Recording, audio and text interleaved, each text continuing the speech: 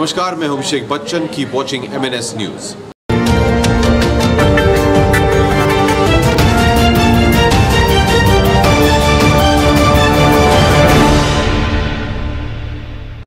नमस्कार, मैं Shweta Jha MNS news में आप सभी का स्वागत करती हूँ।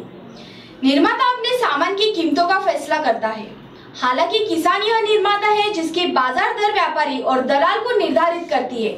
जब मशीनरी किसानों के लिए किसी भी समय अपने सामान बेचने के लिए तैयार होते हैं और किसी दर पर किसानों को सही कीमत मिलेगी, गणेपुर किसान उत्पादन कंपनियों ने किसान की क्रेडिट बंद ऋण सुविधा केंद्र शुरू किया है। आर्थिक फार मोठं नुकसान होते, तर आम्ही हा जो योजना आहे ही शासनाची फार पुराणी योजना आहे, परंतु त्याचे जनजागरण नाही आहे। म्हणून शेतकऱ्यांना समजून घ्या, त्यांचं धान्य आमच्या शेतकरी उत्पादक कंपनीमध्ये चांगलं साफसूफ ग्रेडेड धान्य तयार केलं तर त्यांना शासनाचे जे निर्धारित दर आहेत त्या दरानं त्याचा माल आपण जे आहे धान्य तारण योजनेमध्ये घेऊन ते जे आहे शासनाचे जे गोडाऊन आहेत त्या गोडाऊनमध्ये ते धान्य राहील आणि त्याच्यावर 75% त्यांना किंमत मिळेल आणि ही 75% किंमत मिळाल्यानंतर त्याची तकलीफ दूर होऊन जाईल आणि ज्यावेळेस 180 दिवसामध्ये जेव्हा याच्या बाजारामध्ये चांगल्या किमती वाढतील त्यावेळेस तो शेतकरी जास्त दराने त्या मालाची विक्री करण्याची परवानगी देईल।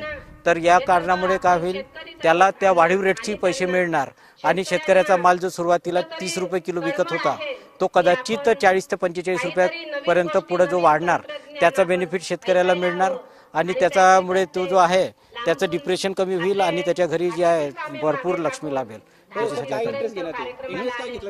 याच्यावर इंटरेस्ट जो आहे 5.5% इंटरेस्ट आहे आणि हा इंटरेस्ट म्हणजे याच्यामध्ये अर्धे जे आहे 11 ते 12% इंटरेस्ट आहे, त्याचे अर्धे पैसे शासन आपला स्वतः बेअर करणार आणि 5.5% हा बुल्टाना जिले की चिखली यहाँ सरकारी दूध संकलन केंद्र है।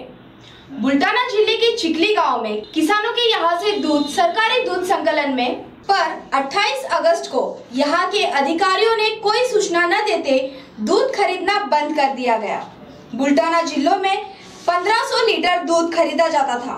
बुल्टाना में 10,000 लीटर खरीदी करने की अनुमति मिले ऐसी मांग किसानों ने बार बार की, परंतु सरकार को दूध न खरीदी करने की बजाय डेयरी बंद करने का आरोप इस समय किया। फुटपाथों से धार्मिक अतिक्रमण हटाने के लिए 31 तारीख तक मिली मियां शपथ पत्र दायर करने का भी मिला आदेश। सर्वोच्च न्यायालय और कई बार हाईकोर्ट की ओर से दिए गए आदेशों के बावजूद धार्मिक अतिक्रमण हटाने को लेकर की गई कोताही को लेकर अवमानना की कार्रवाई का डंडा चलाते ही मनपा और प्रन्यास की ओर से कार्रवाई शुरू की गई। एक और जहां धार्मिक संस्थानों के साथ लोगों की ओर से कार्रवाई का विरोध किया गया, साथ ही अब तक इस संदर्भ में की गई कार्रवाई का लेखा जोखा देते हुए 2 सप्ताह के भीतर शपथ पत्र दायर करने के आदेश भी दिए। मनपा की ओर से दिए गए हलफनामे में बताया गया आदेश के अनुसार धार्मिक अतिक्रमण को हटाने की प्रक्रिया पूरी की जा रही है, जिसमें अब तक फुटपाथ और सड़कों के किनारे से केवल 12 धार्मिक अतिक्रमणों को हटाया गया है। MNS न्यूज के लिए राहुल खंडारी की रिपोर्ट। तो खबरों में आज के लिए बस इतना ही। MNS न्यूज लाइव देखने के लिए MNS Hindi application play store से आज ही डाउनलोड करें और हमारे न्यूज के अपडेट्स देखने के लिए हमारा YouTube चैनल MNS न्यूज को आज ही सब्सक्राइब करें। तब तक के लिए नमस्कार।